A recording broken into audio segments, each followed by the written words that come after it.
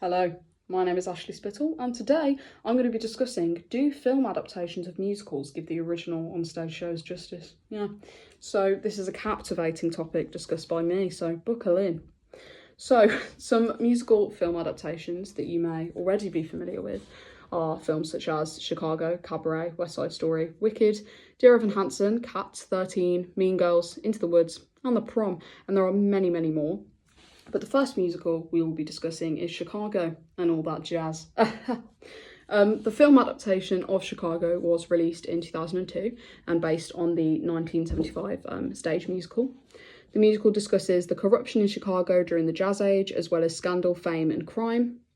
The film was highly praised for the cast performance and actually went on to win 6 Academy Awards in 2003, one of which was Best Picture, and it made that the first movie musical to win this award since Oliver, which was in 1968. Both leading actresses, Catherine Zeta-Jones and Renee Zellweger, let's hope I've pronounced that correctly, received awards for their performances in the film. Zeta-Jones actually won the Academy Award for Best Supporting Actress and the British Academy Film Award for Best Actress in a Supporting Role. And Zellweger won the Golden Globe Award for Best Actress in a Motion Picture Comedy or Musical. The film was the 10th highest rated film of the year, predominantly in the United States. And I did a little bit of research onto an online musical theatre forum, and one comment stated that there were no weak musical... What? There was no weak musical number in the film. The opening is really good, but then it keeps building the energy back until the final number. And as we all know, Chicago is known for its traditional jazz, MT hits. So musically, you could argue that the film served the musical well in that department. However, The Guardian did discuss how Chicago is a very difficult show to open out cinematically for the simple reason that it's almost entirely set in a prison, and that it looks like a very expensively filmed record of the theatre production on a giant soundstage rather than a living, breathing film on its own account. They also discussed how Marshall throws away some of the song Mr. Cellophane, and he isn't allowed to get to the end of it. So we don't get that full pathetic effect of him whimpering at the end of the song where he's like, thanks for listening. We don't get that in the film, but it obviously appears in the musical, so you could argue that the song becomes less effective and less meaningful in the film. I actually asked my housemates which they preferred, whether it was the Chicago film or the musical, and 4 out of 5 have voted for the musical, ladies and gents. Now, next we're going to be moving on to Into the Woods. So, the Into the Woods adaptation had many changes to the original storyline, including a major reduction of the significant role of the mysterious man who manipulates much of the action in the first act and is eventually obviously revealed to be the baker's father. Additionally, the character of the narrator was cut and the film is instead narrated by the baker, so essentially just a background voice in the film, which actually isn't used too much either. Another plot point that's not referenced is the death of the witch. In the original stage production, she traditionally would kill herself or melt, whereas in the film version, she just simply disappears. So, similarly, for characters such as Jack's mom, their deaths are nowhere near as brutal in the film compared to the stage. So, you could argue that the storyline isn't exactly being honoured as well in the film, as opposed to the musical. So it could be argued that this film fails to reference many of the darker themes explored in the stage musical and excludes key parts of the plot which may not give the audience the full effect of the story. So yeah, I again asked my housemates which one they preferred, and 4 out of 5 have again voted for the musical. So yeah, next I'll be discussing 13, the musical, which we have some very mixed views on that I have found. So, vocally, the film adaptation of 13 the musical has received a lot of backlash in regards to the fairly obvious use of auto-tune. I found several comments on Reddit, which obviously isn't always that trustworthy, but, you know, it's a very public site. Don't know what I'm saying here, but some good points were made. So, one person said that the auto-tune is so easily heard, especially with Evan. So it could be argued that this takes away from the naturalistic feel of singing live that you would get in the stage show. When looking closer on different review sites regarding the film, many people felt as though this was not a proper adaptation of the stage show and that the vocals, changes to the storyline and overall setup of this film was a wasted opportunity. I've got a couple of reviews that I was able to find. So some of them are, the music is good and the cast is very talented, where it falls short is too much was changed from the musical, the story falls short, it doesn't leave the audience with anything to think about, it's just generic.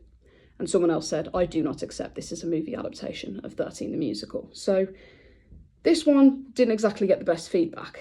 But again, I asked my housemates which one they preferred, film or the musical, and 2 out of 5 preferred the musical. So quite a lot of my housemate members do prefer the film. So take from that what you will. Next, I'll be discussing Mean Girls. Mean Girls did receive quite a lot of backlash, I noticed, particularly on TikTok. My favourite one that I thought I would just share is comparing this lovely image of Cady to Walter screaming from the Muppets. I just thought that was quite funny. But yeah, so they did receive a lot of backlash about this film on TikTok specifically. But yeah, I did some proper research to see if people said otherwise. Anyway, so on platforms like TikTok in particular, many people were upset and disappointed with the production behind the song Sexy, sang by Karen Smith, as it had more of a like hip-hop feel and was less vocally dominant and challenging, in the sense it was more spoken throughout, so seems less theatrical. The use of auto-tune also caused fans of the musical to argue that it felt the vocal was less natural, which is what you would want to hear in like a musical. Hello. There was also a fair amount of disagreement regarding the casting of the show, in particular the casting of Cady. I think her name is pronounced Anjari Rice, was argued to not be a very strong singer and did not have the vocal capability to fulfil the role of Cady Heron. This caused many fans of the show to be disappointed by some of the songs in the film and the creative choices that were made with some of them. However, fans were impressed with the performance of Renee Rapp in this film, who played Regina George, who she's also previously played on Broadway. So she made some very strong vocal choices, commented on by fans, such as various opt-up in the song World Burn, for example, which have been attempted by many performers, singers and fans all over social media, which has definitely widened the show's fan base, I think. So in that sense, you could argue that this was a good film. I asked the housemates again on this one, and 4 out of 5 do prefer the musical. And finally, I know it's been a long one, but finally, I'm going to be discussing Wicked. So, Wicked was released in 2024 and was instantly praised and received so much positivity. It was named one of the best films of 2024 by the American Film Institute and won Best Film at the National Board of Review. It also had 10 nominations at the 97th Academy Awards, including Best Picture, Best Actress for Erivo and Best Supporting Actress for Grande. 7 at the 78th British Academy Film Awards, they won 7 awards for that.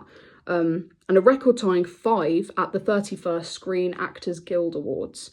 It also won Cinematic and Box Office Achievement at the 82nd Golden Globe Awards. The singing for this film was done live, which gave it a more theatrical feel, and more similar to what you would expect from a stage show is some of the feedback that was given on this. Other than its awards and insane talent from Ariana Grande as Glinda and Cynthia Erivo as Elphaba, many have commented on the pair's relationship on and off screen, really allowing the characters' friendship to connect really well to the story, which is exactly what this show needs.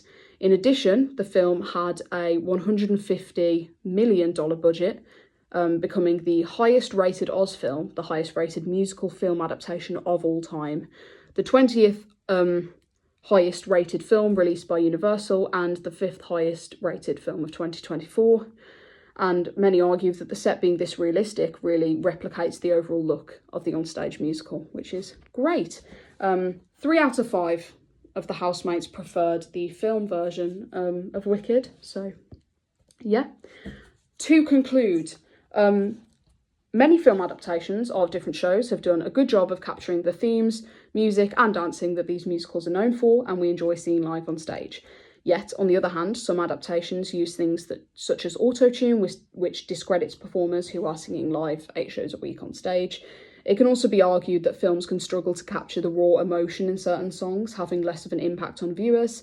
In addition, in many of these adaptations, many changes are made to the storyline or things are cut out, which does not honour the storyline of the original shows, and key moments can be missed. In my personal opinion, I think that having these adaptations is beneficial to these shows and the industry as a whole, as it brings in a whole new target audience and allows people who may be unable to afford going to the theatre to enjoy these shows in the comfort of their own home. I do, however, agree that they often struggle to capture the exciting feel of a live show, and I find myself unable to get as emotionally invested into the show as I may want to. Thank you so much for listening. I'm a big talker. Wow. Thanks so much. Bye.